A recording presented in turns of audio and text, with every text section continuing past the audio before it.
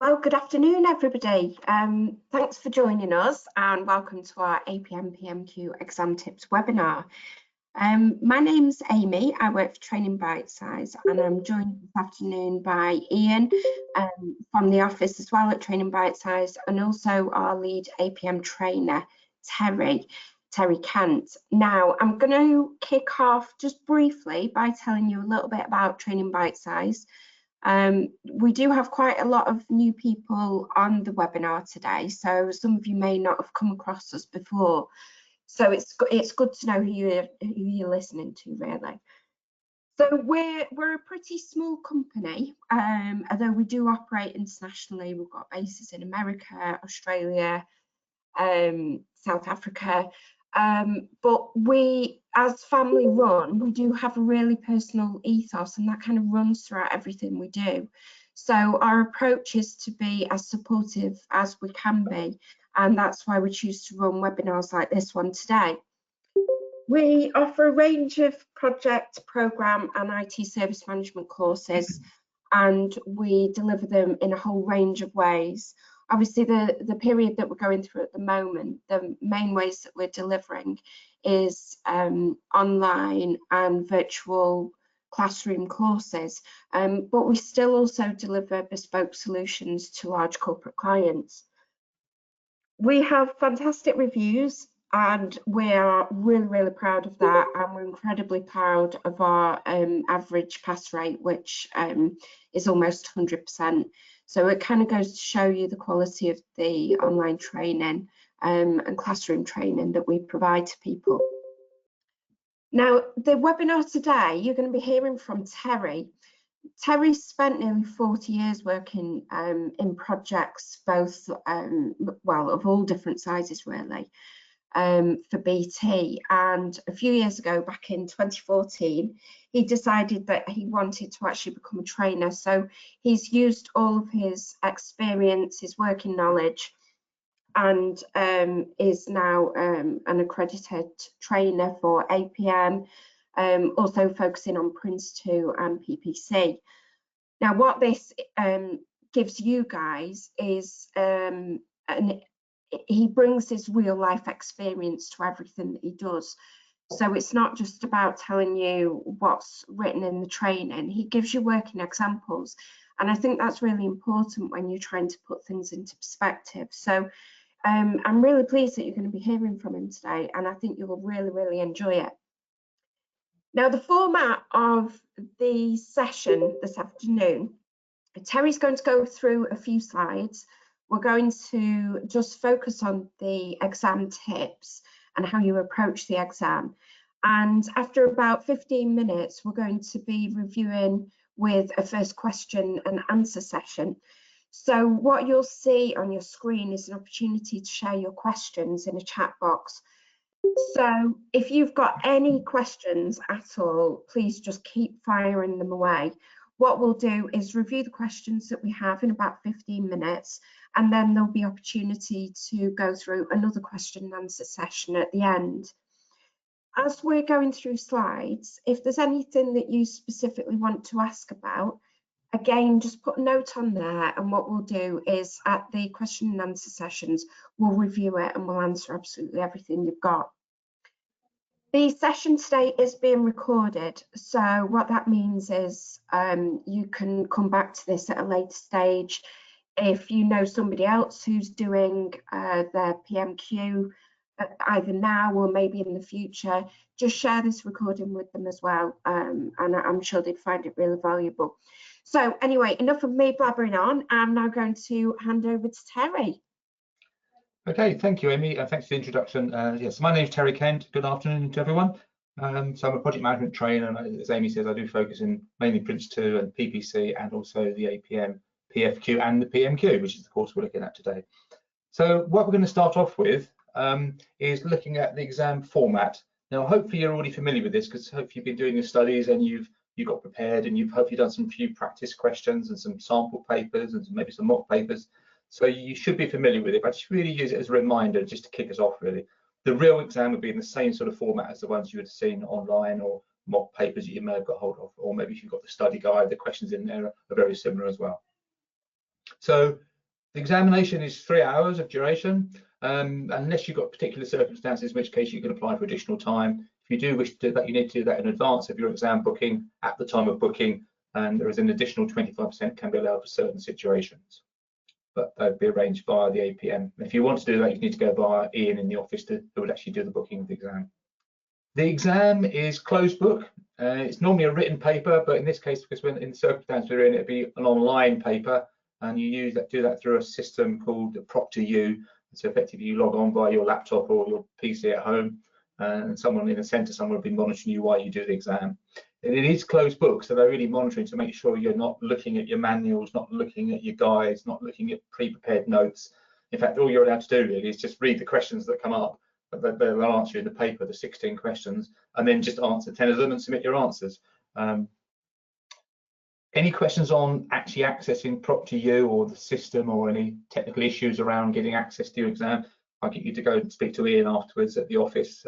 He's got access to booking those exams for you. In terms of the actual exam, say you'll get a choice of 16 questions to choose. They cover the full syllabus. You've got to choose those 16, you've got to choose 10. It's really important to do 10 questions, and I'll come back to that later. If you don't do 10 questions, it's quite hard to get enough marks to reach the pass mark. So one of the things I'll probably say 3 or 4 times today is make sure you do 10 questions out of the 16. And you can choose any 10, and we'll come to that later as well. Each question is worth 50 marks per question. So all questions, all of the 16 have got the same marking, up to 50 marks. So if you've done 10 questions, 50 marks, the maximum you can get on the exam is 500. And you see at the bottom there, it says the pass marks, 55%. Therefore, to get a pass, you need to get 275 or more out of the 500 to pass. The other thing to say about the questions, although they're all worth 50 marks, some of them are a full 50 marks for one question. Other ones have 2 or 3 parts to them. And if they do break it down into parts A, B, and C, they'll show you the marks per section, so that helps. But the point I'm trying to make here is that if it's a question that's got parts, you need to do all parts of the question. So you can't mix and match. You can't pick part A from one question and part B from another question. If you take question 1, you've got to do parts A, B, and C. So make sure you read your questions carefully. I'll come back to that later, to make sure you can do all parts before you commit to doing a particular question. Otherwise, you might change your mind part way through when you realise the second part's a bit trickier than the first part. The other bit of advice, which we'll come back to, is allowing 15 minutes per question. You've got 10 questions. If you allow 15 minutes per question, that's 150 minutes. So in theory, you've got another 30 minutes spare. You won't have 30 minutes spare because you'll spend a little bit of time deciding which questions you want to tackle. You'll probably spend a little bit of time when you go overrun a question by a few minutes here and there, and you'll get to the end and you'll literally be writing the last answer in the last few minutes. That's what normally happens when I sit in an exam room invigilating. All the delegates are writing right to the last second, so that's they sort of pens down, they put the last full stop down and finish. So that 3 hours will go in a flash, even though it sounds like quite a long time. Remember the pass mark there, it is 55%. You don't need to get 100%, you need to get more than 275 out of 500 to pass. So that's really the exam format. So hopefully you're already familiar with that. The only thing that's probably different is that you can be doing it via an online typed up exam, Proctor.U, rather than by a written paper, which is what you may have been expecting when you started out. The other thing I want to do now is so that's the format, the formal bit of it. The next bit is really just my own exam hints and tips. If we're in a session, a one-to-one session or a face-to-face session in the classroom, I'll keep drip feeding these exam tips in throughout the course, and then just the morning of the exam, I'd go through them again just to remind you what those tips are. So effectively, I'm going to run through that same session with you guys now. I've got a couple of slides. So this is like an exam technique, really. The first point now, I've said it once already, but make sure you do 10 questions. If you only do 8 or 9 questions, you might think I've done those 8 or 9 questions really well, and that would be enough. Normally it isn't. I always advise people to tackle 10 questions. Even if the last one you tackle, you literally do it in the last 5 minutes, you run out of time, but you just tackle that last question. You tend to pick up good marks when you first start answering a question because you're getting the basic information down. So make sure you do 10, even if the last one's a bit of a rush. Ideally, it won't be because you'll manage your time throughout and you'll have 15 minutes left, 1 question to go, and you do it nice and calmly at the end. But promise me, it doesn't always work out like that. So but it's a good aim to have. And it also makes sense as well to choose your best 10. You've got 16 to choose from. There are different question types. There are calculation type questions, which they call determine. There are list and describe questions, which we'll look at some of these later. There are some questions that are very focused on a particular topic, and they want you to be very structured in what they want. They're telling you what they want you to answer. Other questions are a bit more vague. So in your own mind, when you're doing your practice, work out which ones work best for you. Some people like wordy type questions, vague type questions. Other people like very specific type questions or like calculation questions. So choose the ones that suit your style best, and obviously the ones you've got the best knowledge of. So though you've got 16 topics and you've only got to choose 10, you can afford to push 1 or 2 topics that, well, actually, I don't get that. I'm not going to focus on that. You can push 1 or 2 to the side and say, well, I don't get earned value management, maybe. I'm not going to try and worry my time on that. I can use my time elsewhere. But be careful, don't do that too often, because if you have lots of topics you push to one side and they all come up, then you struggle to find enough questions to get your answers. So try and be broad in your study while you can. If there's topics you don't understand, try and work them out, because those questions might come up. And even though you've only spent a little bit of time on them, they might help you get through the exam. So keep broad and make sure you've got your best choice open to you when it comes to the paper. You can do the paper in any order you like. So you can do question 16 first if you choose to. You can do question 3, then question 7. It doesn't matter, as long as you do them, as long as you get your 10 done. So my advice to you is, when you first open up the paper and look at the paper, pick the questions that you're comfortable with and just get started on them. Do the ones that you find easiest first, get them in, get some good marks in the bank. And once you've done 2 or 3 questions, think, right, I've done 3, right, then they're good. I've got a good start. Then it relaxes you, and then you can carry on with the next questions and pick the next ones that you fancy doing. And you'll get to the end and you'll have done 7 or 8 questions. And you think, all right, I've got half an hour left. I just need to find 2 more questions out of what's left. I'll pick the next best ones and I'll do those. That's what most people find works the best, rather than trying to work out at the start, spending half an hour trying to work out which are the best 10 to do. I have had people do that and think, oh, I've got the right 10, but it took me half an hour. If you do that, what tends to happen then is you go into panic. You think, oh, I've wasted half an hour. I haven't even written anything yet. So my advice is, get writing within the first 5 or 6 minutes or so. Have a quick look through, pick some, and then get on with them, because it helps you relax at that point once you get off to a good start. The next point is talking about determine questions, which are the calculation type questions. There are some of those. There's normally only 1 calculation question in a paper. If there is a calculation question, it's nearly always question 16. In fact, I think it is always question 16. It's right at the back of the paper. So if you like doing calculation questions, go and have a look at those ones first. The normal ones they put in would be a critical path analysis calculation or an earned value management type calculation. The other thing to say is that it says there, ensure you manage your time well. You're going to allow about 15 minutes per question. So if you work that down, it's only 50 marks in 15 minutes, means that a 10-mark question, you've only really got about 3 minutes to write it down. So if it's only worth 10 marks, I don't know, say it's a part of a question, it's worth 10 marks, don't spend half an hour on it, because if you do, you're just wasting time. 3 or 4 minutes is the most you can spend on a 10-mark question. And equally, if it's a 5-mark question, which is some of the state questions are 5 marks, you only can have a minute or so, minute and a half, 2 minutes to spend on a 5-mark question. Don't spend too long. Spend your time where it's required. Remember, if you spend 20 minutes per question, 10 questions, you're definitely going to run out of time. So 20 minutes is much too long. Having said that, if it's your first question and it's really one you really understand, you know you're going to get good marks for it, you can afford to spend 20 minutes on the odd question here and there, 1 or 2 maybe, but no more than that, otherwise you'll definitely run out of time. And remember, the pass mark overall is 55%. It's not, you haven't got to get 100%, and you haven't got to pass each question, you've just got to get an average above 55% overall to pass. So you might have some good questions and some not quite so good, but it's important the not quite so good ones, you still pick up some marks. Some people ask at this point, if I'm discussing this with people face to face, they'll say, well, how much am I meant to write? That's always a tricky one. Typically, if it's a handwritten paper, people will hand in 20, 25 sheets of paper, so 2 to 3 pages per question. Obviously, it depends how much you write and how big you write and how much you space things out. It's not quite so easy to give you advice online, because online typeface is obviously different, smaller. But if you're writing them out by hand, 2 or 3 pages is a really good answer for a particular question. So overall 20 to 25, 30 pages, that sort of number.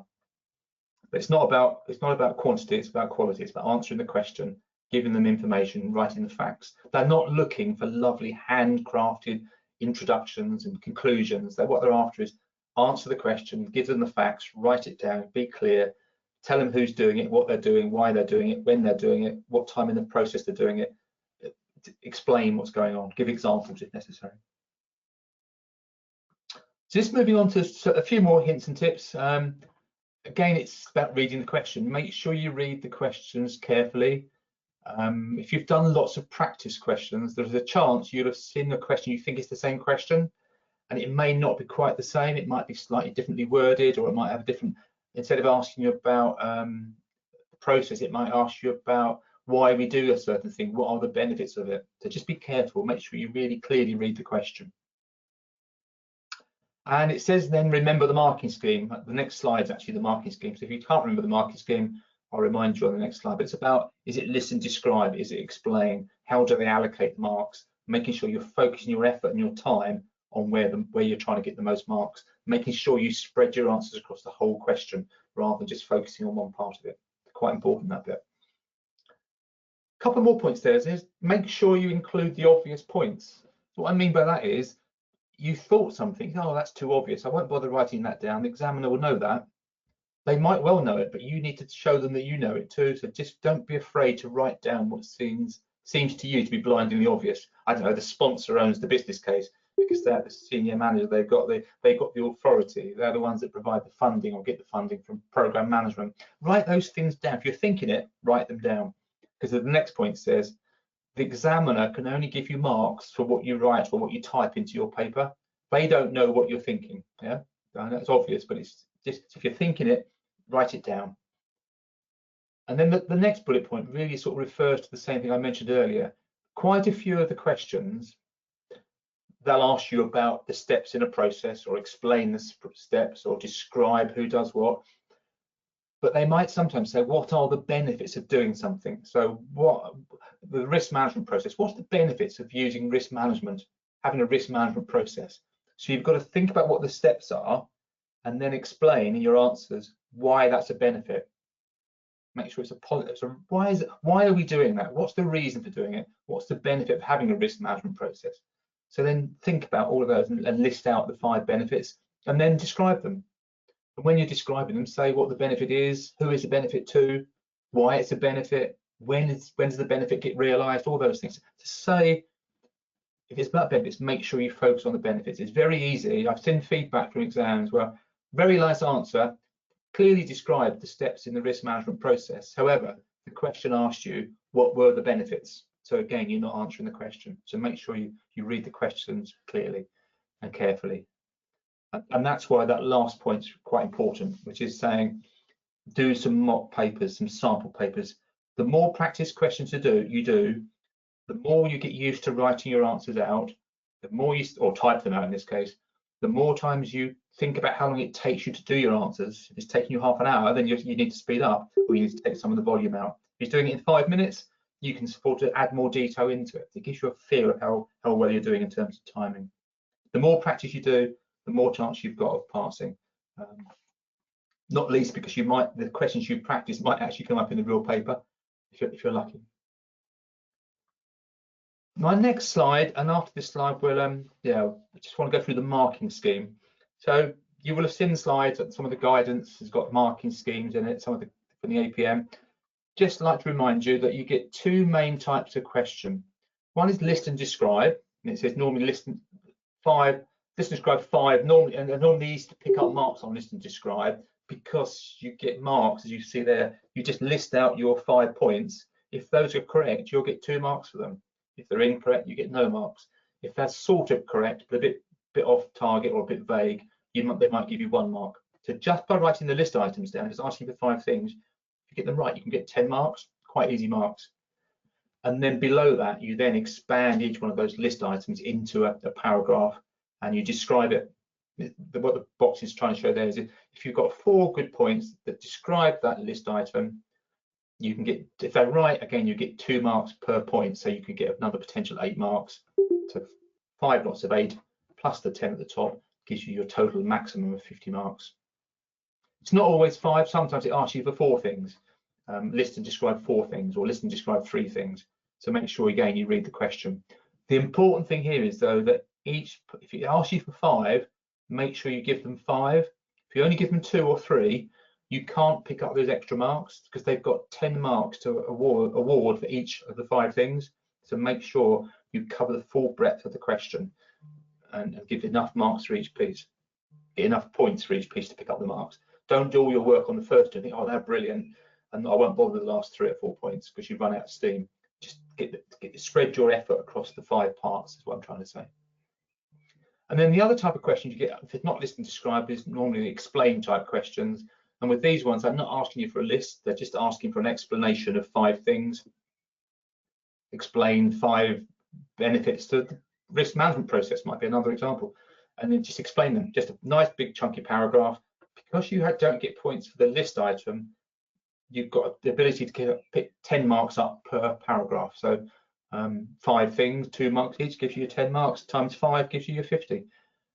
It's important also when you're writing that, keep them in separate paragraphs. That's true also, the list and describe, keep them in separate paragraphs. So it makes it easy for the examiner to see where your paragraphs start and finish. They've got 10 marks effectively to issue you to each paragraph, so try and keep it separate like that.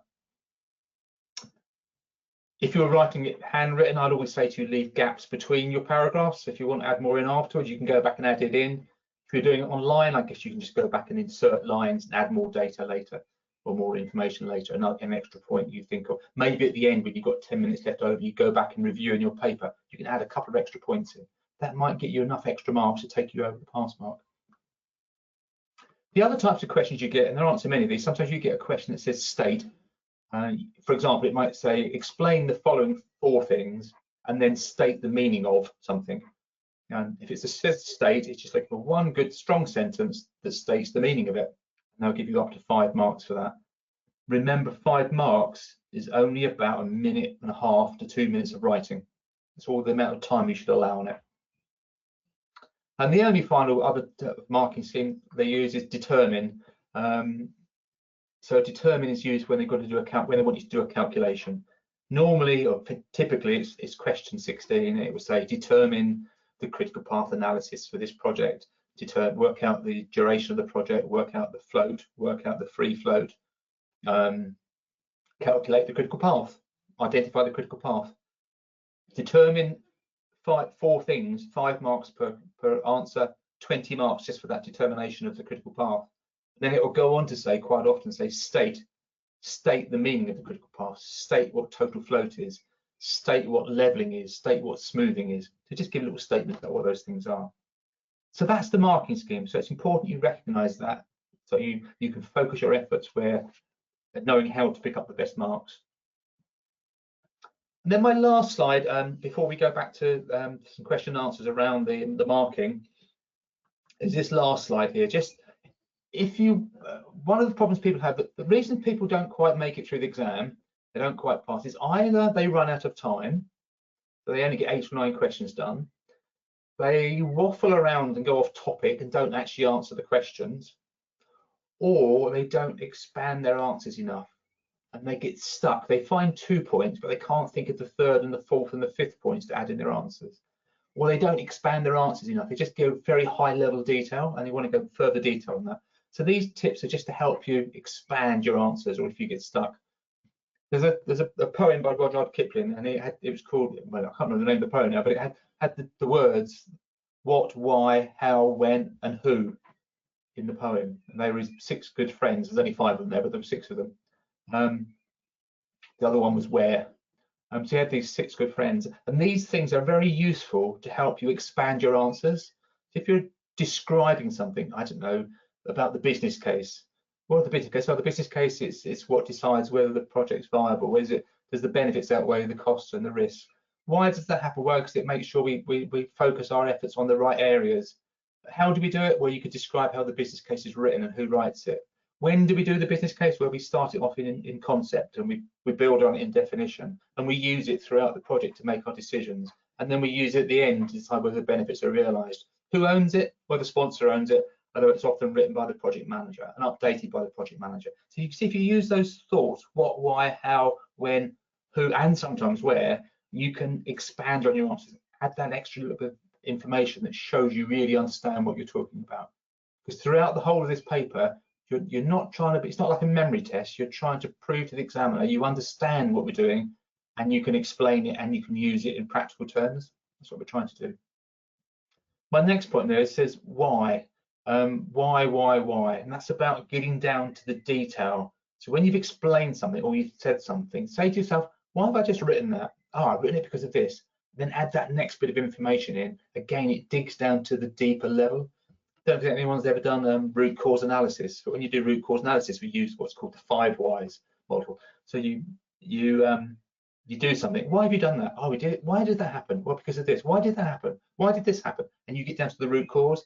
The same sort of approach here. You're getting down to the right level of detail to show your understanding to the examiner. So having those 2 lines in your head, the what, why, how, who, when, whichever order you want to say them in, helps. And having that why approach helps you expand on your answers. The last 2 points are also quite useful. I refer to it as the daisy diagram. The diagram on the right-hand side is the daisy. And the idea being that if you've got a topic you're trying to talk about and the question's about one particular topic, say it's about risk, and you put that in the center of that daisy, because all the topics we're talking about all linked together in some ways, then also it's all one big thing, project management. So risk is linked into costs and it's into benefits, it's into stakeholders, it's into the users, it's into everyone. It links in all over the place, health and safety.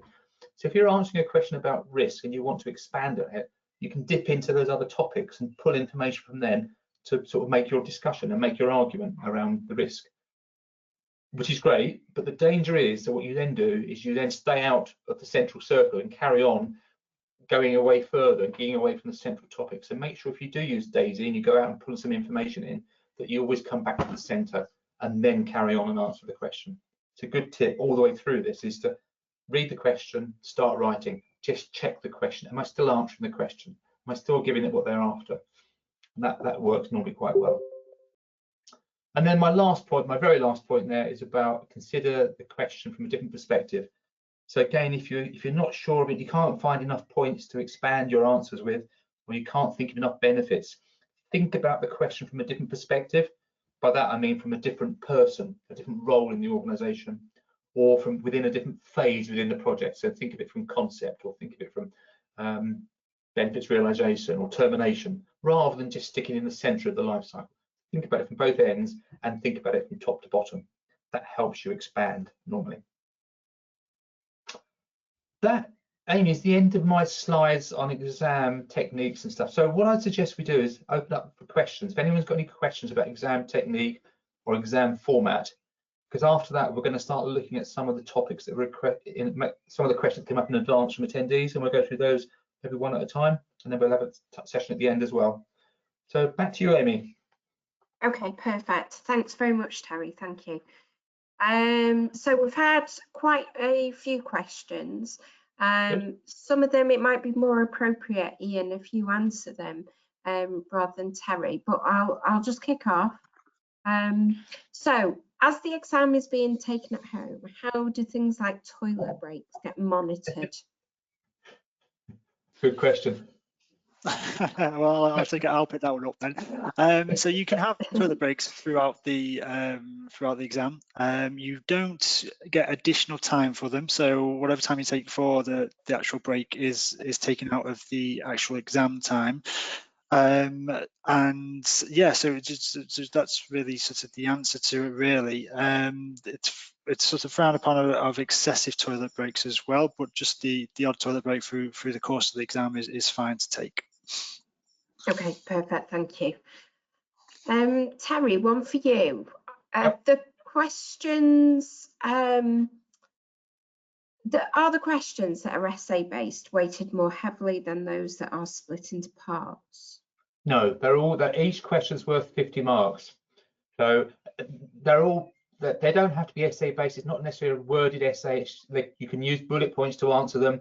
It's just that when they're split into 2 or 3 parts, they're asking you 2 or 3 slightly different things around the same topic. So no, each question's worth 50 marks. It's just that the Right, breakdown you might have a 50-mark question that's got a 10-mark question, and then a bit that's worth 20, another bit worth 20. Just split them up. yeah. Right, okay, fab, thank you. What is the general pass rate, and are people more likely to pass if they do revision? Definitely more likely to pass if you do revision, without doubt. The more revision you do, the more you learn, the more chance you've got. I think our training bite size pass rate overall was about 85%. I'm not sure of the exact figure recently, but there's that sort of figure. I know my personal pass rate when I've been doing APM PMQ exams is about 85%, and I think that's the same for the whole of training bite size. Yeah, just a tiny little bit higher. I mean, it does depend, I suppose. That questions come from hope. Like Terry said, the more you revise, the more your pass rate is going to go up. So throw yourself into it. Ash has asked, are you allowed pen and paper on your desk when doing the online test? Oh, that's the question I said would come up, Ian. You were absolutely right, Terry. It has, and the answer to it is yes, you can. You can take blank pieces of paper into the exam with you, the online exam. You can make notes through the exam. What you will need to do, as you have to just make the proctor aware that you've got this pieces of paper that you're going to make notes on. You have to show it to the camera that it is blank pieces of paper. You can make your notes on it throughout the exam, and then at the end of the exam you need to show the proctor through the camera that you are destroying those notes. So that's the case of just ripping them up in front of the camera to show that you've destroyed the notes and you're not taking anything away from the exam. Perfect, fab, thank you. What about spelling and grammar? Is that taken into consideration?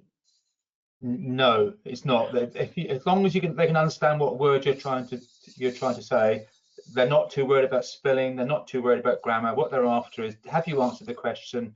Have you answered it in context of APM? Have you answered it with real life examples?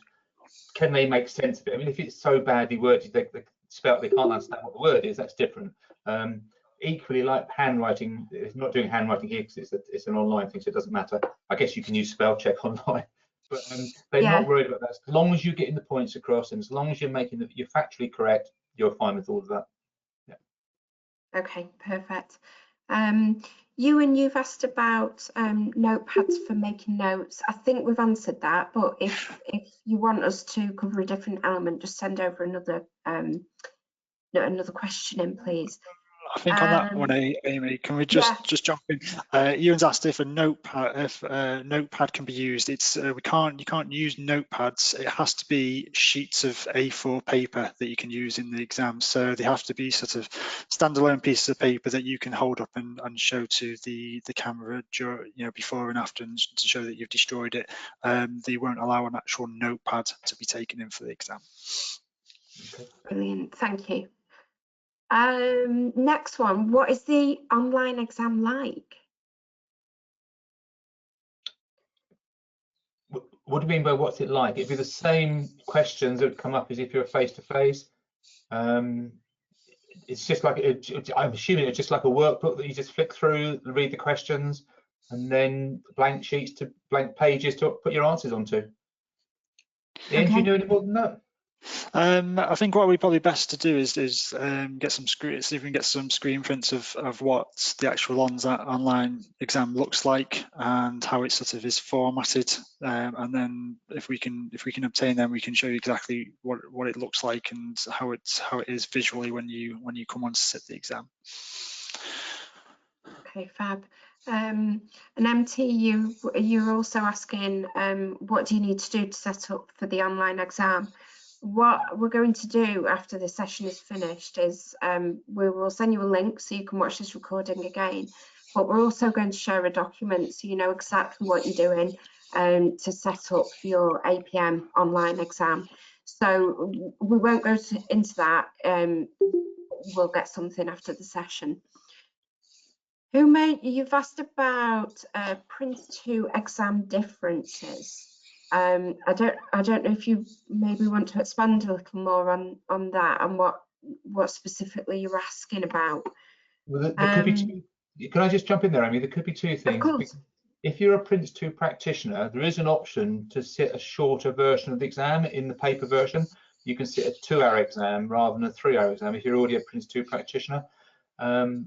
We normally advise not to do that, because if it does it, I think they limit it down to, you only get a choice of 10 questions and you have to do 6 out of 10. And what that does, it reduces the chance of getting questions you're capable of doing. Because what it does, it says, well, you've got Prince 2 knowledge. So what they do is they take out the bits that you already know about from Prince 2. And when I've looked at the paper, it takes out all of the easy questions, because you already know that stuff. So it's probably better if you're a Prince 2 practitioner to do the full 3-hour paper, because then it opens up your possibility of doing some of the easier questions. That's from my experience when I've seen it before. But whether that's true on the online, I don't know. Ian, do you know any more about the online paper, whether it changes the Prince 2 arrangement? No, I just said it's exactly sort of what you've just said there, Terry. Yeah. Okay, perfect. Thanks very much.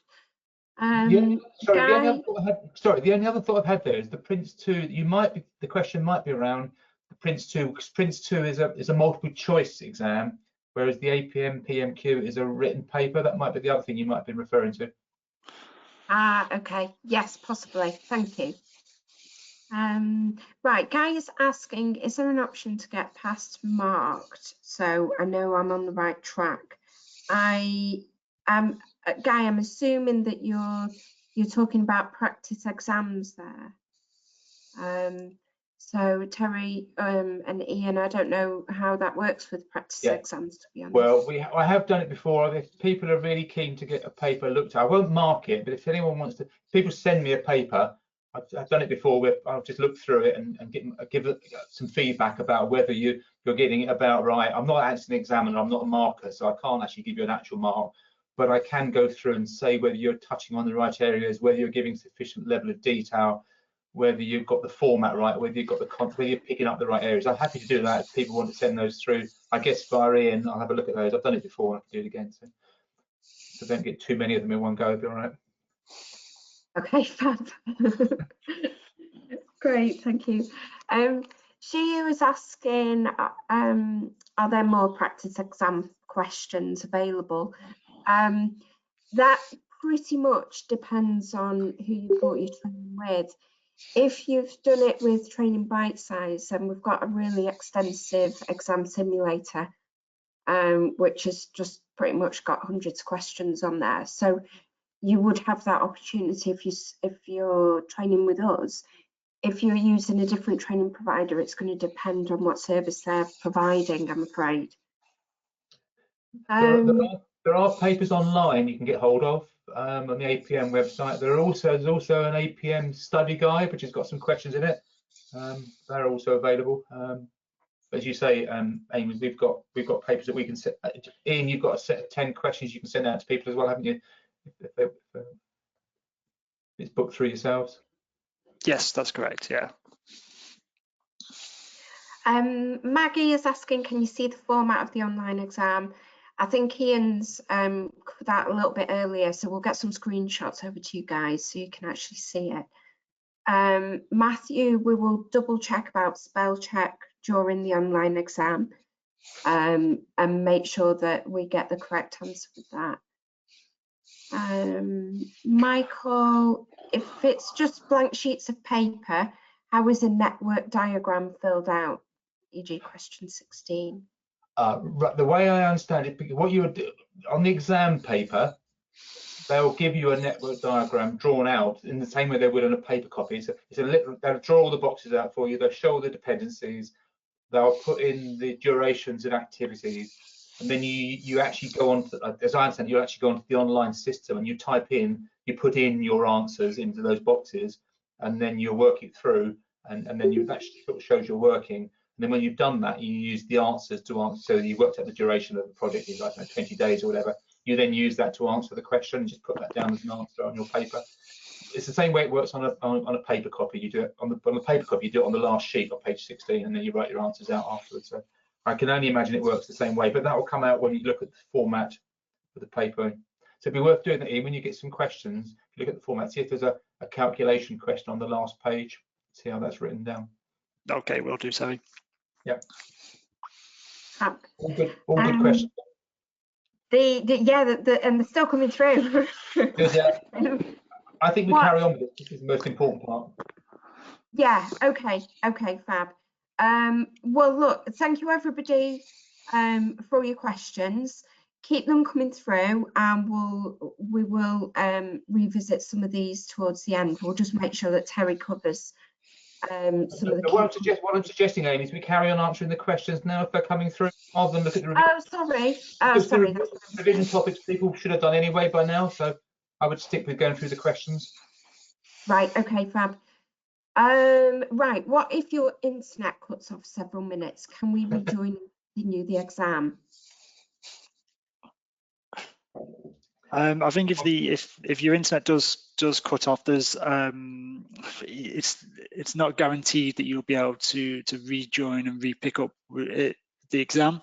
If something like this does happen, there's a technical help desk that are available during the examination that you can either contact on using the chat function or by telephone, and you'll need to contact them to explain what's happened, and they should be able to reattach you to the examination. Can I say I had that experience much when I did my Prince 2 at resat that a few years ago using ProctorU. That happened to me. My line locked up, and I got onto them, and they rebooted it, and I carried on just as I was before. So hopefully that'll be the same now. That was a few years ago. I've certainly experienced that myself. Perfect, thank you. Alexandra is asking how long it takes to get the exam results back. So the exam results, they take anywhere between the guidelines are 6 to 10 weeks to get your exam result back. Normally it's more towards the 6 weeks, but just be aware that it can take up to 10 weeks to get your exam result through. When you do get them through, they are emailed directly to you from APM. They come in. The results come in an email, and if you're successful in the exam, you'll get your e-certificate sent through with that as well.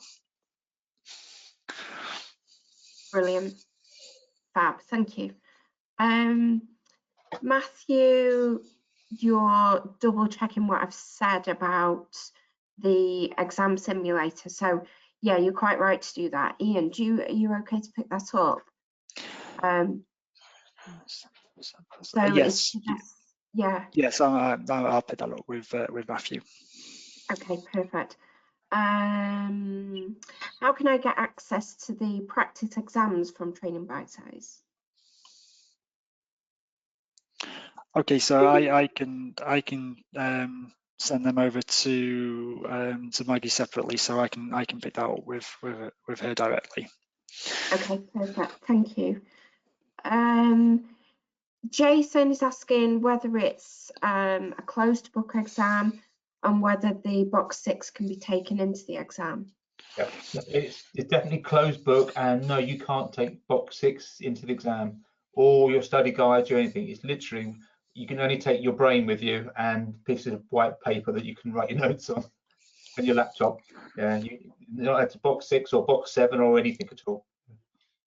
Totally closed book. Right, okay. So it's brutal, and even more reason why you need to do revision. Yeah. Sandra is just picking up on what you said about contacting the help desk during the exam. Does that mean, if that does happen, does that mean that you get extra time to finish the exam? It's not a given that you get the extra time for the exam. They do look at this on a case by case basis. So it's just a case of it is contacting the help desk, and they'll see what they can do, but it's not a given that, because it depends on the issue that you're facing, you see. So if you do need to contact them, what I'd say is that you request that the times to be put back to whatever it was when the connection or the exam stopped, and ask them why you're on there to have the time put back. Okay, fab, thank you. She's asking whether we can do the online exam at home, or do you need to be in a designated location? Right, so the exam can be taken basically anywhere really. Like, you just need to be in a room on your own with nobody disturbing you. So that can be in a room in your own home, in your residence, in an office, wherever basically. And so yeah, you don't need to be in a specific location to take the exam. Just from experience, what they'll ask you to do if you go onto the ProctorU, that you'll have a webcam, and they normally ask you to show around the room, to show your desk, to show you haven't got your books hidden away somewhere, and you haven't on the wall behind where your laptop is got all of these charts up with all the things written up on the walls. They'll just get you to show around the room to show that you haven't got any help really, and that you're in, as Ian says, in a nice quiet room where you've not got anyone, you haven't got a trainer sat in the corner trying to give you the answers or anything like that at all. So just on your own. But it can be anywhere. Okay, perfect. I do remember hearing from one of our other trainers about a year ago. He was telling us a story about somebody who was sitting in an exam and their cat jumped on the keyboard, and it was just a bit of a nightmare, and they ended up losing internet connection, all because of a cat. So you know, it's just be aware that it's not just people. We're all at home at the moment, and there's lots of distractions going on. So if you can reduce those distractions, it's only going to help you. Yeah, I do think you need to have a nice quiet room. You don't want to be disturbed by anything going on, because it's quite a tough exam. It's not an easy exam. It's worth the effort of spending your time learning and revising and preparing. It's a one-off exam. Once you've done it and you passed it, you've got it for life. So it's definitely worth spending the time and making sure you've got a nice, clear environment. What I would suggest you do is, practice your exam questions that you're doing as practice in the same environment, using the same laptop, so you get used to using it. And even try it with a piece of blank paper in front of you, as if that was where you were going to be writing it. Pick the questions up as if they were real questions and read them and then do them. No distractions. Try and do a number of questions one after the other to practice your timing of how long it takes you to write them out. I think that's all really good practice. Not just about revising the topics, it's also about learning how to put those topic knowledge onto the screen and typing in the time you've got available. Just to get over those hurdles before it actually happens. It becomes a bit of a shock as the first day otherwise, if you haven't practiced it for real. Yeah, absolutely, totally agree. Thank you. Okay, just a couple more quickly. Alexandra is asking about the practice papers and sharing those with everyone. Yeah, you're absolutely right, we will do that. We will do after the session, so don't worry about that. Maggie is saying that she's got 2 screens. That's a really good question. It's actually the way that we work in the office as well. So one's a laptop and one's a monitor. Is this acceptable? Oh, Ian? I'm going to say no, it's not. I think you just have to have one screen. But what I'll do is I'll find that answer to that question out for you and get a definitive answer. And maybe we can circulate that, Amy, to everybody. Yeah, perfect. Yeah.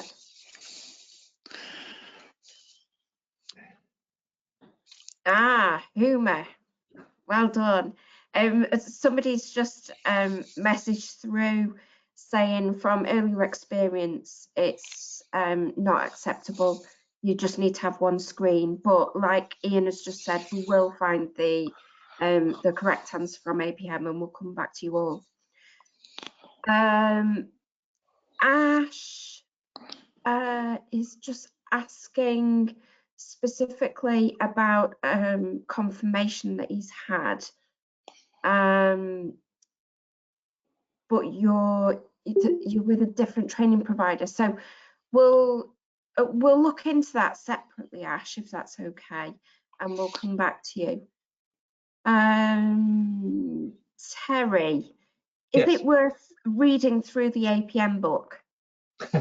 Well, the APM body of knowledge, probably not, I would say, because all the information, assuming which training provider you're using, all the information from the body of knowledge should have been taken out and put into the training packs in the right format that makes it easy to understand. if you've got access to it, the APM study guide is quite a useful book to look through, because that again looks at it in terms of, you know, tackling the exam rather than just getting the knowledge. Yeah, so I wouldn't. You don't need to, one of the questions that came up in the pre-exam questions was, do we need to memorize the definitions in the body of knowledge? The answer to that question is you don't need to remember them. You don't need to learn them word by word. You just need to understand the principles that sit behind them. It's about the principles and the understanding rather than a memory test. So I personally wouldn't suggest you go and buy a copy of the body of knowledge unless you've already got one. And if you do buy one, which one would you buy? This exam, as we said earlier this morning, this exam is based on, if you take it at the moment, it's based on box 6, not box 7, body of knowledge 6 or body of knowledge 7. So make sure you're using the right body of knowledge if you do refer to the body of knowledge. Are we right? Am I right in saying, Ian, everyone that's sitting exams on the PMQ will be sitting in box 6? That's correct. Yes, everything's going to be on the Book of Knowledge 6 syllabus. Yeah. Okay. Okay, perfect. Well, that actually brings us to the end of the questions for the time being, Terry. Amy, I'm just conscious of time. What I was going to do, there's some questions that came up before that people asked in advance. I'll just read through those first, and then because I'm not sure we're going to have time to go through all of the other slides, which are just looking at training content. This session wasn't meant to be about training, it was just about the exam, really. So if I just answer those questions first, the question was, will there be any exercises included in the exam? The answer is yes, there will be. It's normally, typically, question 16, and it'll either be, as I said earlier, a critical path analysis type calculation question, or it might be an earned value management calculation type question. So I've never seen any other particular calculation questions come up. So if you like doing calculations and exercises, then make sure you revise about doing critical path analysis, in other words, working out the duration of a project, the critical path, the float, the free float. And also make sure you revise a bit about earned value management, so working out the earned value management calculations to calculate SPI, CPI, SV, and CV, and then working out forecasting when projects are going to finish and what the budget will be when they finish. So if you like that sort of exercise type question, practice CPA and earned value management. One of those things that when you first look at it, it looks quite complicated, but once you get your head around it, if you've got a mathematical head on you, it's quite easy marks, and question 16 is quite an easy one. I often say to people, if you like maths, do question 16 first, because it could be quick and easy marks in the bank before you get started, just as you're starting. The other question that came up was, it said, should I memorize all the models, in other words, the management models that are included in the book? And by that, I think we're referring to things like Tuckman's team development, Hersey and Blanchard situational leadership, Thomas Kilman, conflict options, Belbin, Maslow, Hertzberg. They do question on those sort of topics. So they question a lot on the other stuff, but they question a lot on the people type skills things. So if you like people type stuff, then learn the models, learn Tuckman, Hersey and Blanchard, and Thomas and Kilman, and understand about Belbin, team roles, and those sort of things, because they're a different type of question. And if you like that sort of stuff, you may have done it before in another project, another management course somewhere. It's quite a useful thing to have under your belt, as they come up quite a lot. There's normally at least one question, if not two, around people type skills or around communication skills or those sorts of things. So, and then the last question, is it open or closed book? And it's definitely a closed book. So if you're okay, Amy, rather than go through the slides, the rest of the slides, which are really about training stuff, which I wasn't necessarily going to cover today, is it time to wrap up, do you think, or not? Any final questions? Yeah, there's a couple that's just come through. I'm presuming that you can bring a calculator in. Yes. Yeah. Perfect. You certainly can in a face-to-face, and I'm assuming you can on this one. I don't. Yeah, because if you're doing earned value management calculations, unless you're very good at maths, you can't divide big numbers by other big numbers. So you definitely need a calculator. It's meant to be a simple calculator. You can't, for example, use your phone as a calculator in the face-to-face exam, so therefore you can't use it here either. You're not supposed to use complicated scientific calculators because you can build formulas into them, that sort of thing. It's just meant to use a basic add up and subtract and divide type calculator. Right. Okay. Perfect. Perfect. And you're not supposed to use your mobile phone, because you could phone a friend or go on Google on your phone. Yeah, it's not Who Wants to Be a Millionaire, unfortunately. Yeah, that's right. Okay, fab. Let's give it a couple more seconds. Does anybody have any other questions that they want to submit?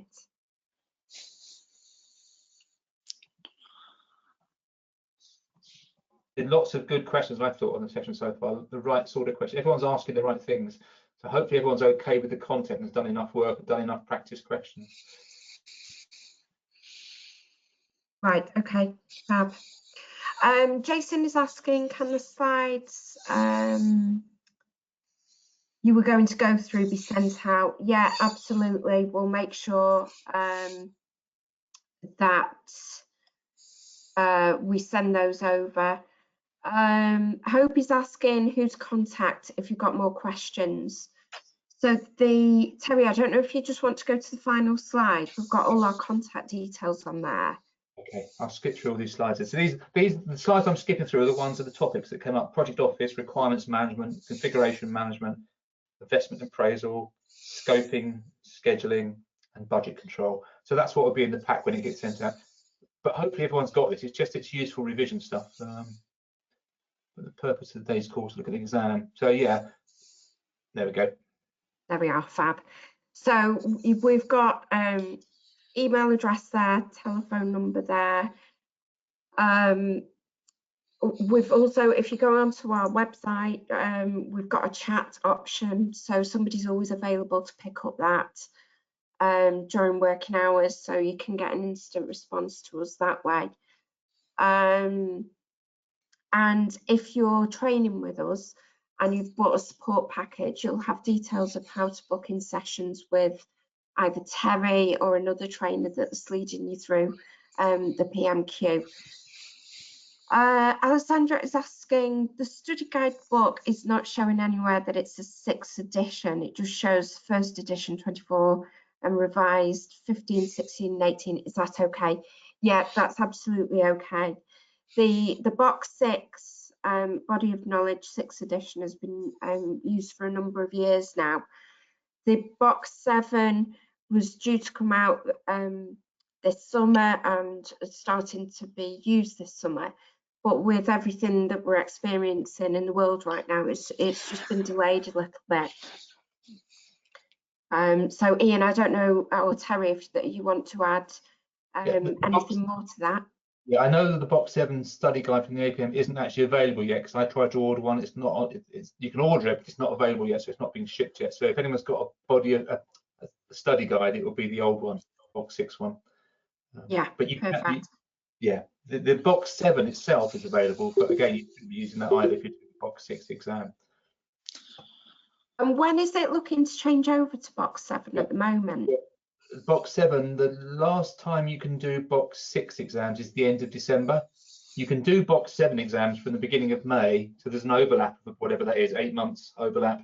Originally it was a 3-month overlap, but they've changed it now because of the lockdown to make it an 8-month overlap. So at the moment you can do 6 or 7 in the exam. I would advise everyone to do 6 at the moment, because box 7 is quite new and there's been very little training gone out on box 7. However, if you have been trained on box 7, which I guess is a possibility, you might want to consider that. But yeah, certainly from Training Bite-Size point of view, we're training up at the moment at box 6. So. Yeah, absolutely. And actually, this is probably a good opportunity to just say that we're going to be delivering a podcast, probably releasing it later on this week. And Terry's going to be talking specifically about the changes that are happening between box 6 and box 7 and when we're likely to see them. So that's well worth a listen. Definitely keep an eye out. Nathan is just asking, if the results take 6 to 10 weeks to come back and the online access runs out, can this be reactivated? Yes, it absolutely can. Ian, I don't know if there's anything else you want to add to that. So yeah, it's just a case of if it runs out, just get in contact with us if you do fail the exam, and then we can go from there on an individual case with the individual. Okay, that's absolutely perfect. Right, I'm not seeing any other questions coming through just yet. So what I'm going to do is just wrap it up really quickly. Just let you know that we are totally supportive of what the world is going through at the moment. So we've got some brilliant offers on our website. We're doing buy one get one frees. I know you're at PMQ level, but if there's any foundation courses that you're looking at taking, all of those packages with online exams, they're only £250, and that includes 3 months access. And we're doing this because we understand that people are short of money at the moment. People are on furlough. There was a gent on the session this morning who's unfortunately, you know, his circumstances are changing. So this is a great opportunity for really good value for money, just upskill you as much as you can. So please do take a look at our website. Thank you so much for listening. Like I said, this is being recorded, and I will, towards the end of the day, I am going to send this out to you and everything else that we've promised as well. So the past, like mock exam papers, we're going to send you details about how getting online works when you're sitting your Proctor-U. If there's anything else you need from us, just email learning@trainingbitesize.com. You can find us on social media, on our website, which is trainingbitesize.com. Any help you need, we're here for you, so just let us know. And finally, sorry, go on. Yeah, can I just add to that as well? If anyone does want one-to-one support on it, then go via Ian or Amy, and I'll happily spend time talking to people one-to-one if that helps get you through your exam. That's absolutely amazing. Thank you, Terry. Okay. So yeah, absolutely. Good luck with your exam. I'm sure you're all going to nail it after listening to this webinar. So good luck. Thank you again for listening, and I hope you all stay safe and take care. Thank you, Terry, and thank you, Ian. Yeah, thank you, everyone.